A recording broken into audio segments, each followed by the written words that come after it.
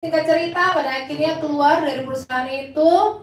Dan memang Tuhan tuh luar biasa. Awal-awal beberapa bulan kami keluar dari suami saya keluar dari perusahaan itu memang sangat berat. Kami hanya mengandalkan tabungan kami.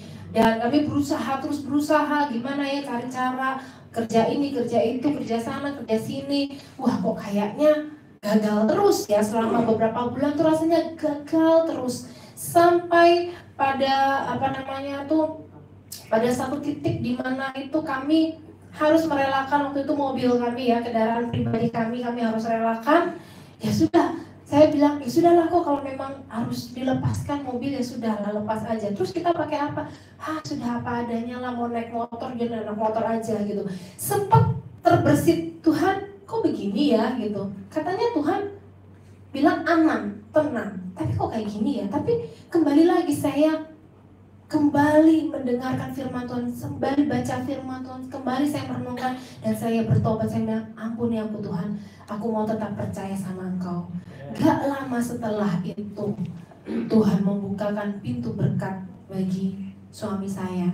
Tuhan kasih pekerjaan-pekerjaan yang gak pernah dikerjakan, dan itu diberikan kepada suami saya. Dan suami saya belajar kembali. Saya pun juga ikut belajar kembali apa ya pekerjaan ini ya. Dan puji nama Tuhan, sampai sekarang perusahaan ini masih berjalan dan biarlah nama Tuhan yang dipermuliakan, ditinggikan. Satu hal, percaya, taat aja sama Tuhan dan percaya melangkah dengan iman.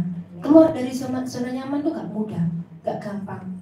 Tapi ketika kita mau taat, ketika kita mau percaya, dan yang ketiga, ketika kita mau terhubung, terkonek sama Tuhan, Tuhan yang akan bekerja buat hidup kita.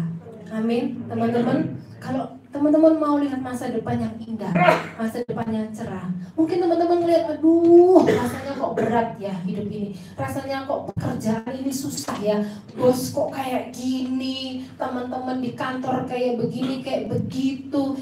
Tapi percaya, kalau engkau terhubung sama Tuhan, kalau hidupmu selalu terkoneksi sama Tuhan, Tuhan gak akan membiarkan kamu sendiri. Tuhan gak akan meninggalkan engkau. Di Amsal 23 ayat 18 dikatakan, karena masa depan sungguh ada dan harapanmu tidak akan hilang. Di ayat yang tadi kita kembali ya, di Kejadian 12 ayat yang ke-7 dan ayat yang ke-8. Kejadian 12 ayat yang ke-7 dan ayat yang ke-8. Kita mau lihat sama-sama. Ketika itu Tuhan menampakkan diri kepada Abram dan berfirman, aku akan memberikan negeri ini kepada keturunanmu. Maka didirikannya di situ mezbah bagi Tuhan yang telah menampakkan diri kepadanya. Kemudian ia pindah dari situ ke pegunungan di sebelah timur, Betel dan bla bla bla. Amin. Nah, ini saya mau tekankan di sini ya. Di ayat yang ke-7 dikatakan, maka didirikannya di situ mezbah bagi Tuhan yang telah menampakkan diri kepadanya. Abraham membangun mezbah, mendirikan mezbah. Artinya Abraham itu mau terus terkoneksi sama Tuhan, mau terus terhubung sama Tuhan. Makanya kalau kita lihat kisah hidup Abraham ya, selanjutnya ya, bagaimana Abraham itu mengalahkan raja-raja di timur ya, bagaimana Abraham itu semakin besar, ternaknya semakin banyak, semakin kaya, semakin sejahtera. Itu semua karena apa? Karena dia itu selalu membangun hubungan dengan Tuhan. Dia gak pernah meninggalkan koneksinya dengan Tuhan. Kalau kita mau hidup kita berjalan bersama dengan Tuhan, jangan lupa, ayo bangun mezbah.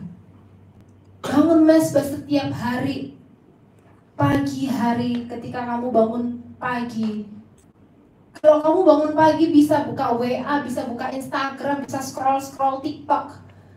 Kenapa kok kamu gak buka Alkitab dulu? Kenapa kok kamu gak muji Tuhan dulu, nyembah Tuhan dulu? Kenapa kamu bisa buka sosial mediamu setengah jam, bahkan 1 jam ketika kamu bangun tidur? Kamu gak bisa meluangkan waktu untuk menyembah Tuhan. Taruh itu semua. Utamakan Tuhan di dalam hidupmu. Utamakan Tuhan.